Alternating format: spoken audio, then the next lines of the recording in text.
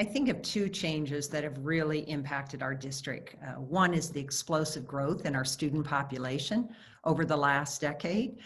We've been really fortunate that we have a community that has supported us with passing 2 bonds in the last decade. So we've been able to build 3 new elementary schools, a new middle school, and a new high school that will open in the fall of 2021. But it's something that we're constantly monitoring and just trying to keep ahead of. Another big change that we've seen is the number of students with increased needs for social, emotional, and behavioral support. That has had a real impact on our schools.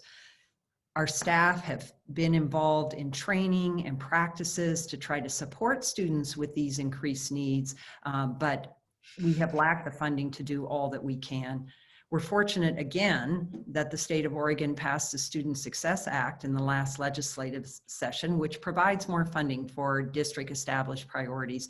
And we have made that support for students a big priority in Ben Lapine.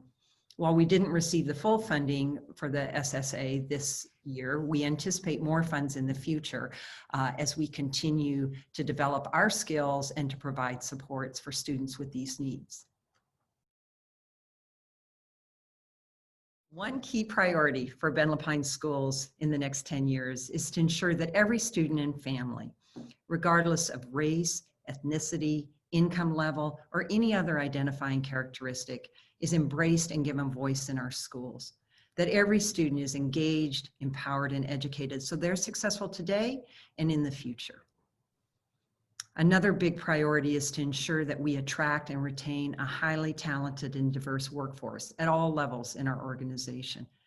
We want our students of color to learn from educators who look like them, and we want our white students to learn from educators who don't look like them.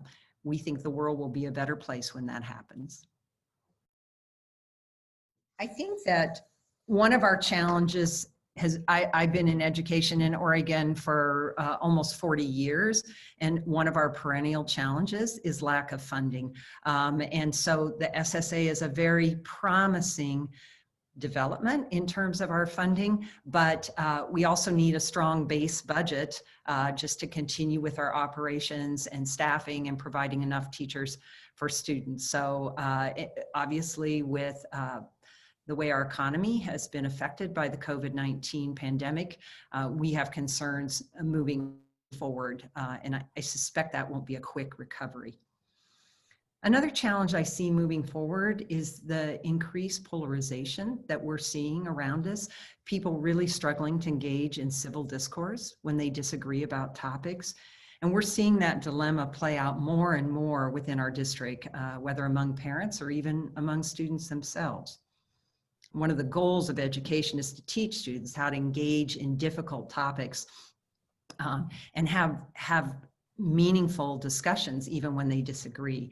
It's a challenge in our current climate, and I'm afraid that that is going to get worse before it gets better.